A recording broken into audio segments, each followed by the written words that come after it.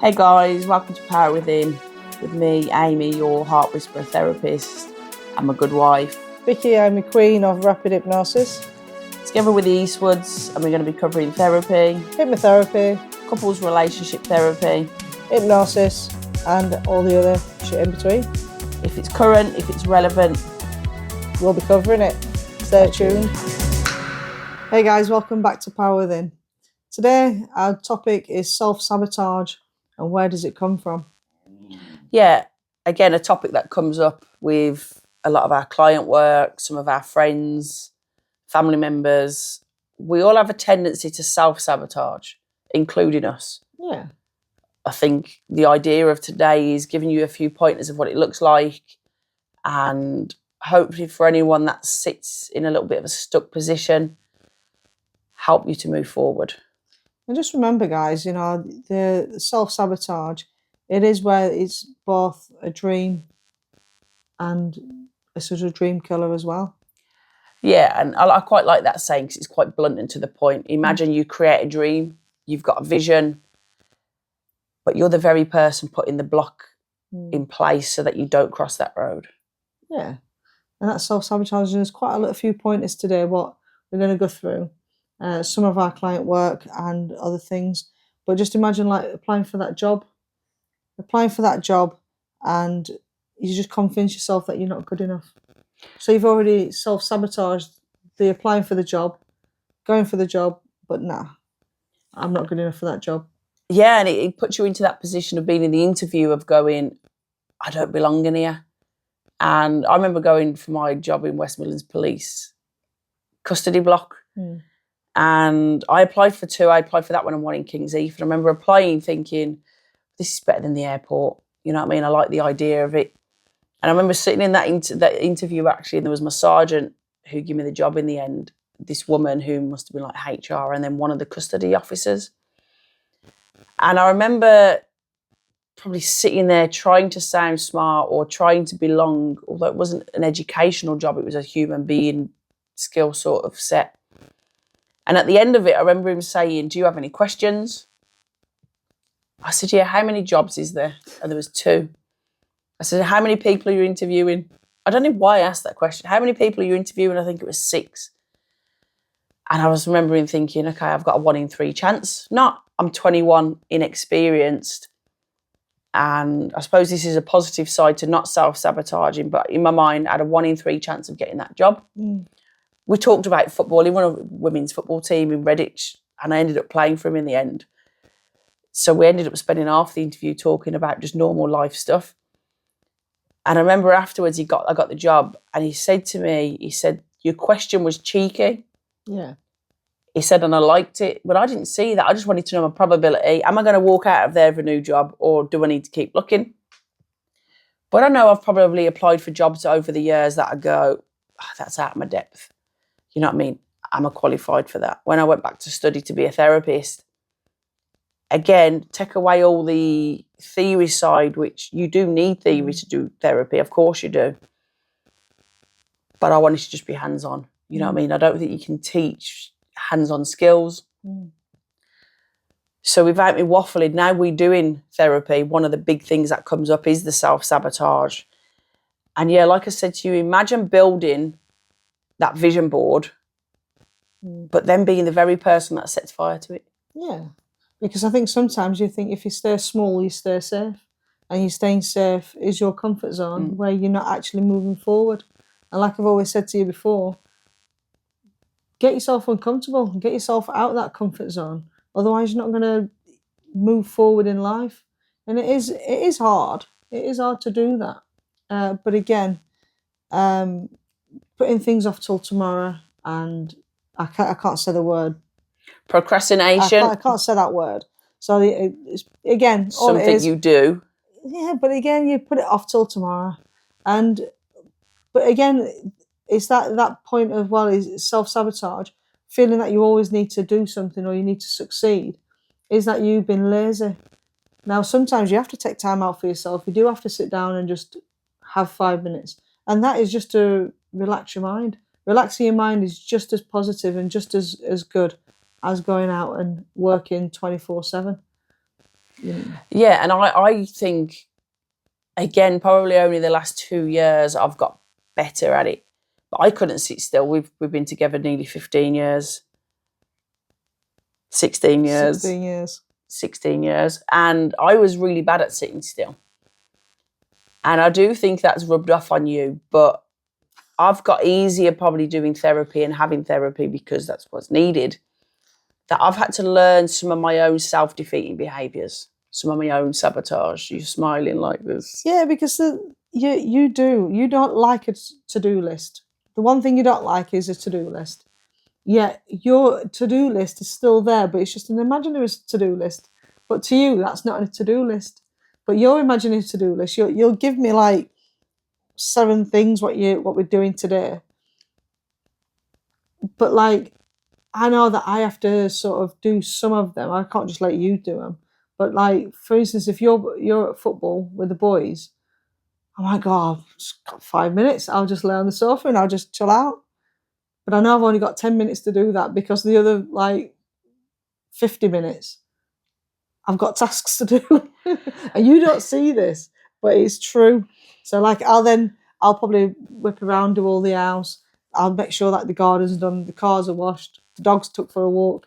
Because they're the things that I know as soon as the car's slightly dirty, you'll go, that's on your imaginary to-do list. I feel like you sound like a whipped wife. Absolutely. And I sound like the crazy one that whips you all the time into touch. Absolutely. And as long as we understand that. I guess when we talk to-do lists, I remember having a client in my placement. And again, I know we were talking recovery, so this was part of where it come from, but I couldn't understand why she had a to-do list, but she put off doing it for days sometimes. And I suppose I don't like a to-do list because I will see that even if it's my own, I've not got it figured out clearly. But if this is my to-do list, I will probably see that as being told what to do. Yeah. Where if it's my floating one, I know I've got to do them, but I guess on my terms.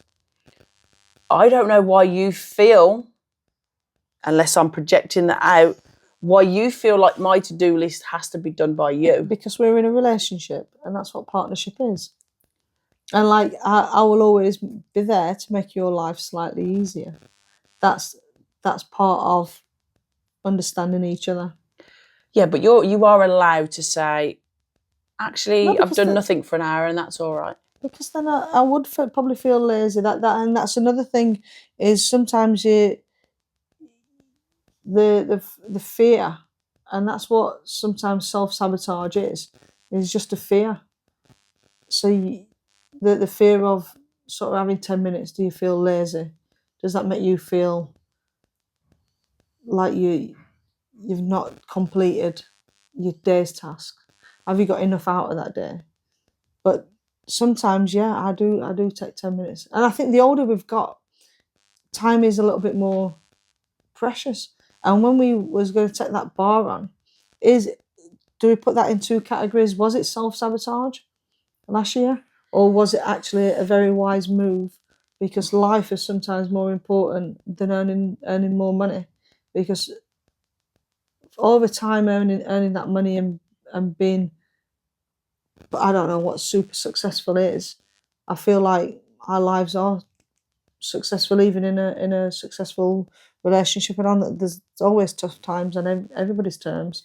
But again, for us to rush into getting another bar, rush into stretching our life, the time what we would have had, our holidays what we've always had in between, we would have never had those fun times with the kids. So we would have sabotaged those for other gains. Yeah, and I often think with success, I think people put success into a financial bracket. Yeah.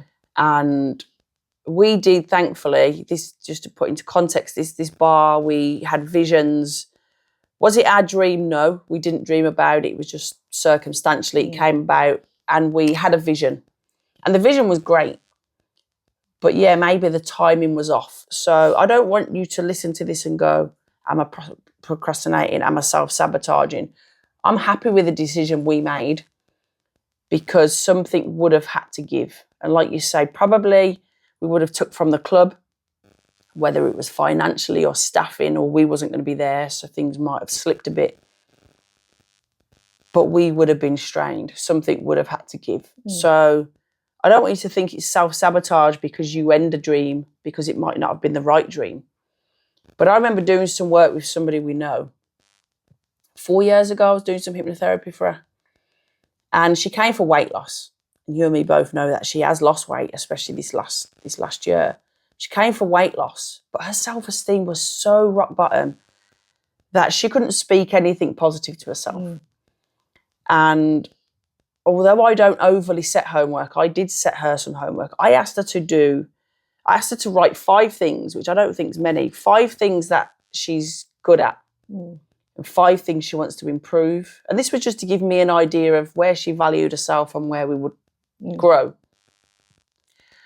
And I remember after, like the following week, asking her, and she brought me this piece of paper and it had loads of flowers on it. It was doodling. She said it took her an hour and a half to write 5 things she was good at. And in the end, she just made them up. And like, that's hard to hear when you do put yourself in a positive light. And then I looked at the 5 things she wanted to improve.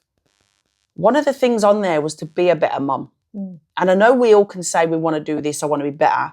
I want to lose a stone. I want to, you know what I mean? Realistic stuff, but how important are they? For her, she wanted to be a better mum. And she blew my mind. I said, what does that even look like? I said, you're a single parent, you run a house, you run the car, you work 40 hours, they're always in school, they're always prompt, their needs are always above yours. I didn't know what be a better mum looked like.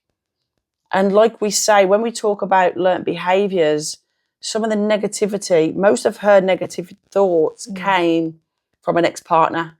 And that's what I'm about to say, is break it down slightly on that person in general, because a partner was kind of putting her down in a kind of bullying, really, to a certain extent, which made her feel super small, which made her feel worthless. So, but even if you look at her partners even now, her partners are just the same. So again, it's knowing your worth. And that's another part of self-sabotage. She keeps going for the same kind of guys. And she doesn't actually know her worth. But she said the other week, she wants to lose weight to feel better. And I'm like, you've already lost like 3 stone. She's seen both of us for hypnosis. And she's lost about 3 stone in weight. And she looks fantastic. But now she wants to lose more weight. But realistically, she thinks that's going to make her happy. And she knows for a full fact it's not.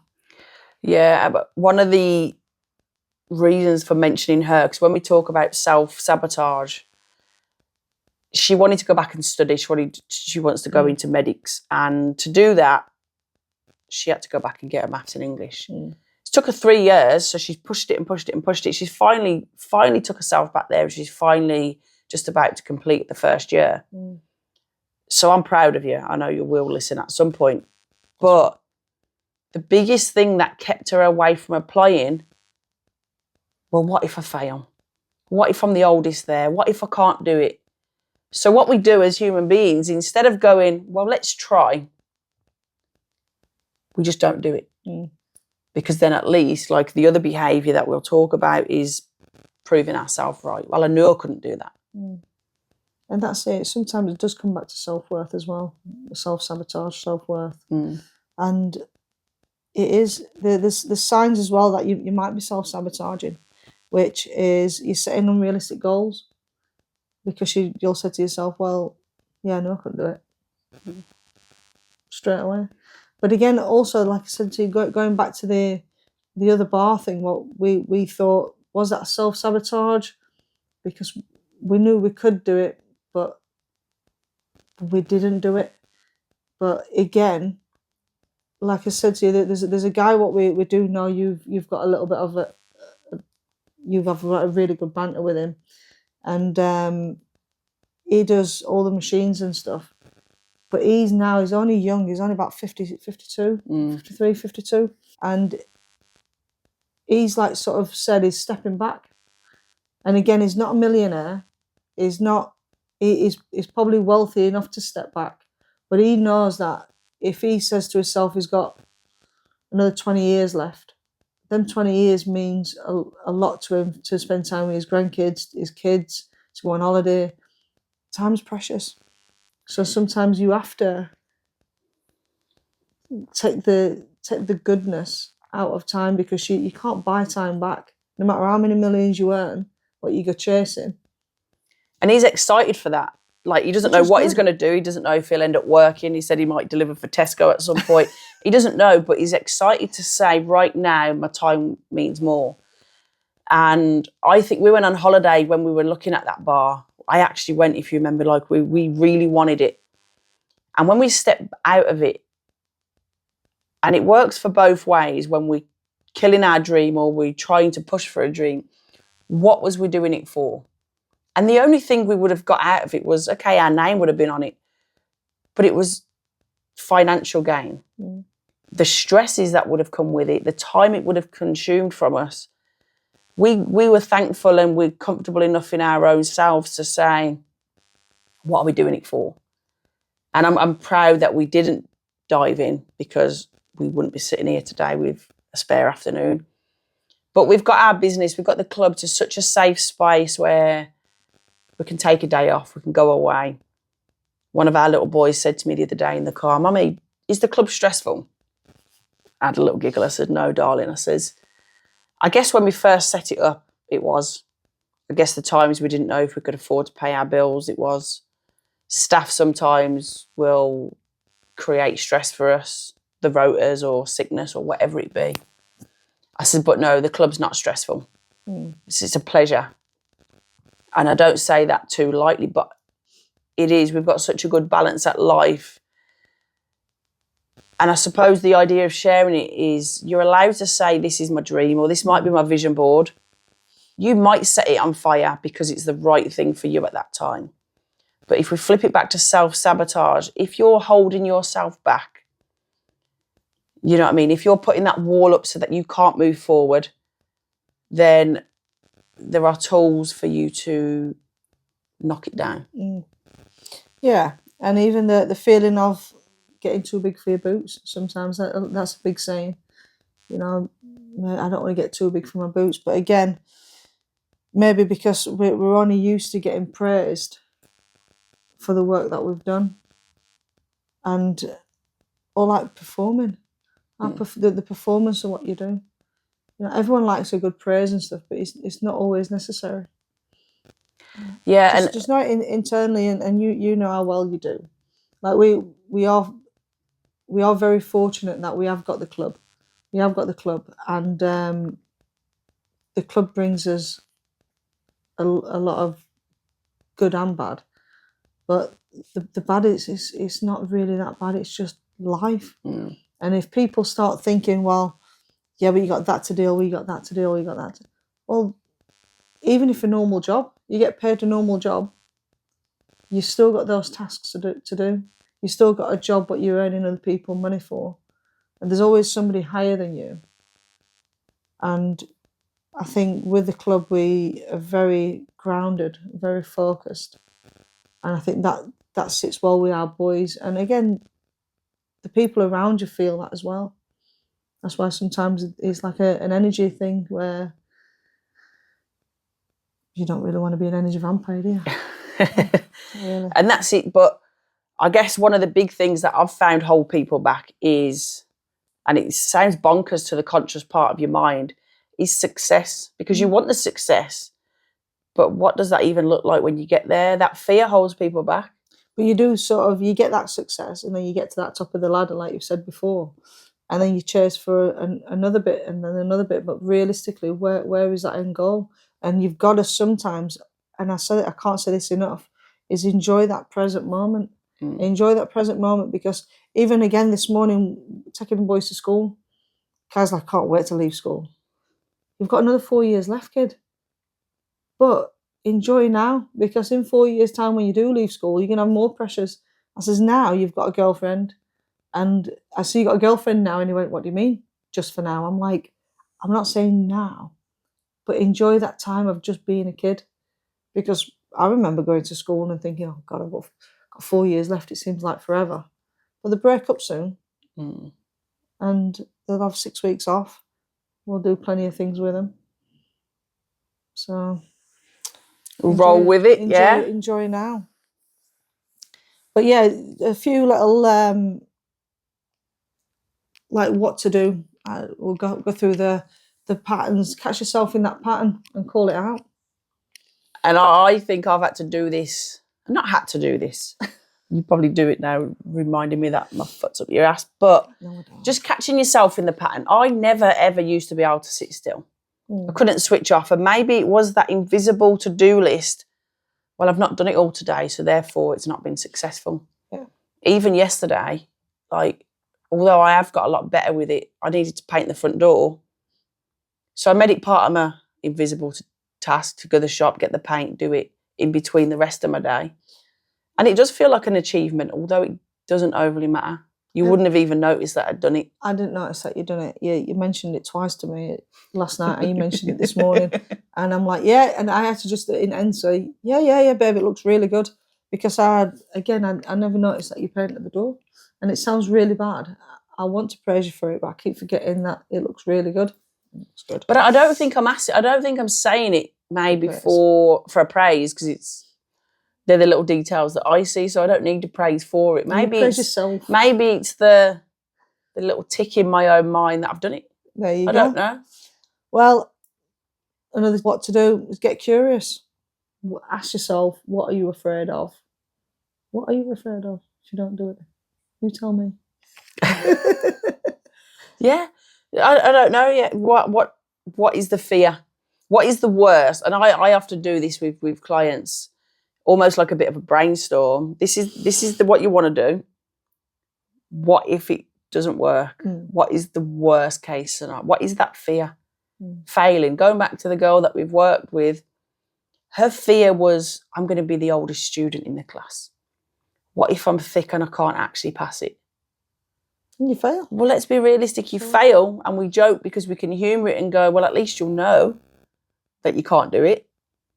But what if you break past that barrier that you've put in front of yourself and you do achieve it?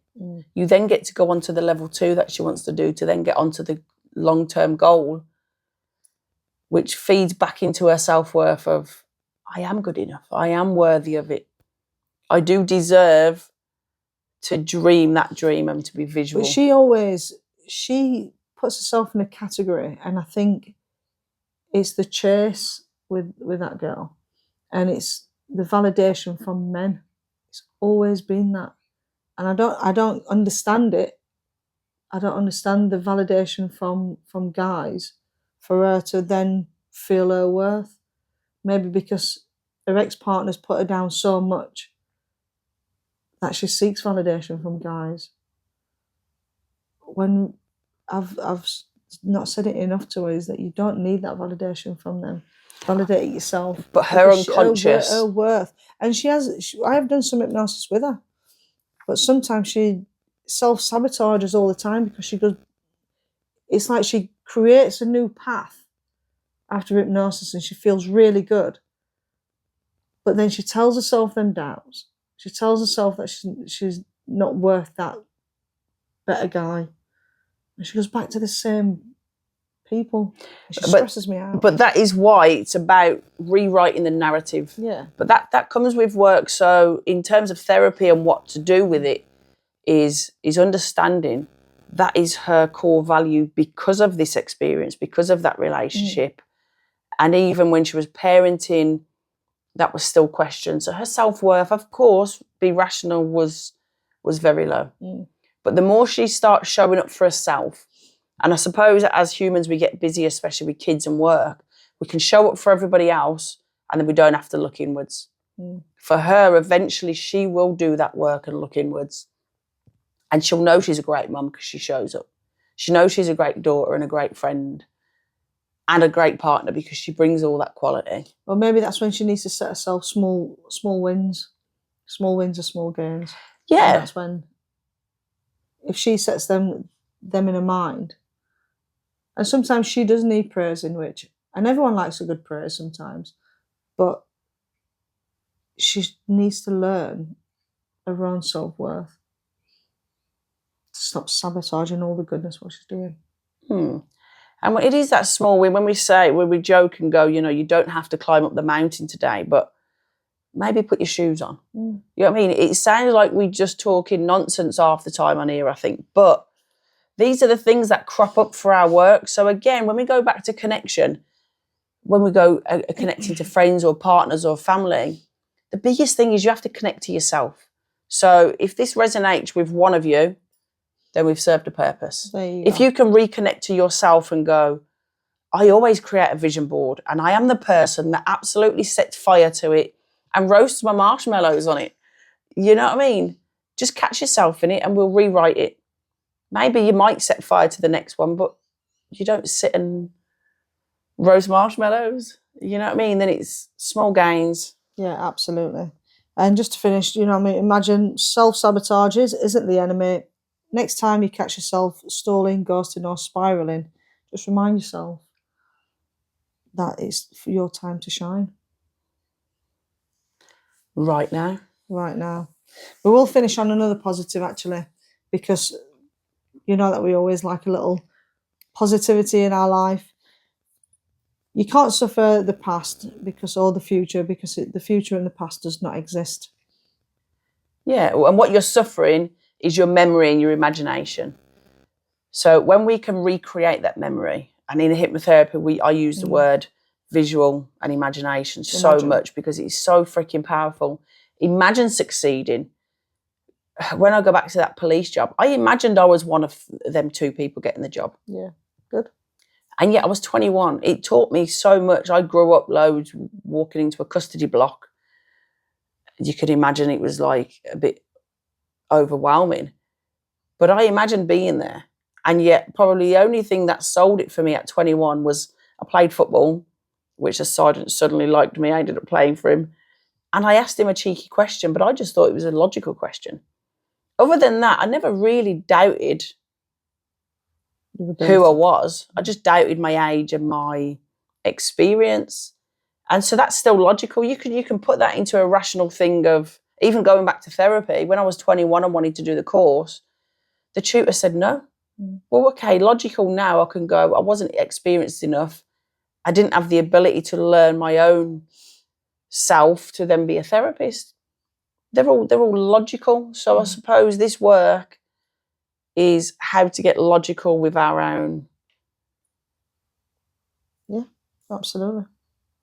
Lost the word, but yeah. But yeah, you've just got to enjoy. Not stress about the future, not stress about the past, because them 2 things, like I said, they don't exist.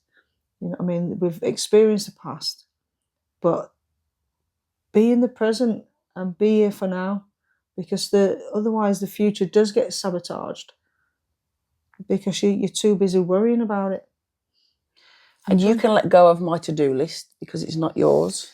It's always an imaginary one. I always know your needs, and I know sometimes things need to be done, and once things are done, happy wife is a happy life. I guess I get to sort of sit still a little bit easier, but has it come easy? No, I guess not. Going to the steam room now is my almost inner peace because I don't have my phone.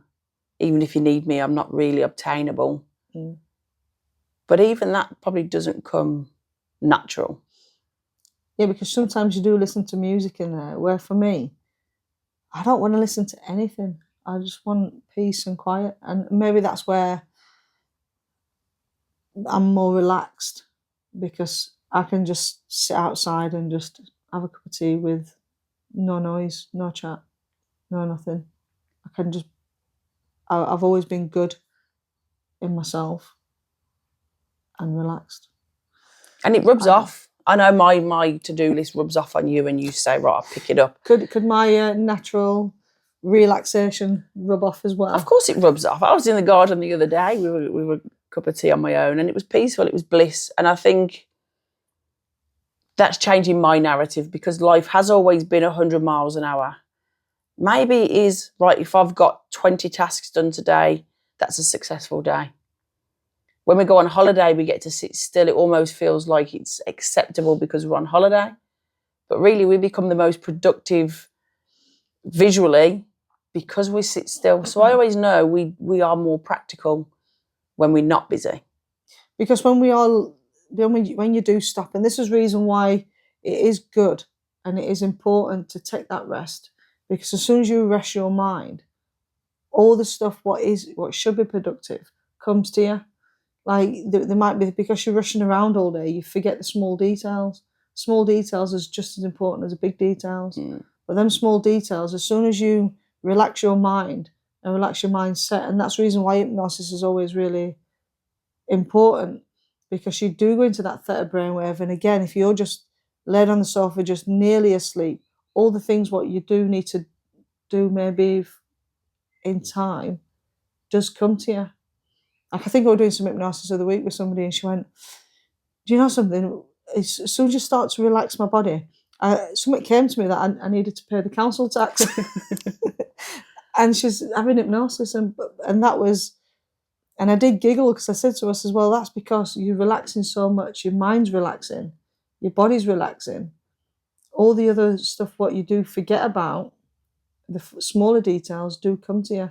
And when we do lay down and we do stop, we do become productive, because we come up with good ideas, and them ideas we do speak about, and then before you know it, we've already changed what we wanted to change. So there you go. There you go. Self-sabotage. We all do it. How can we move out of it?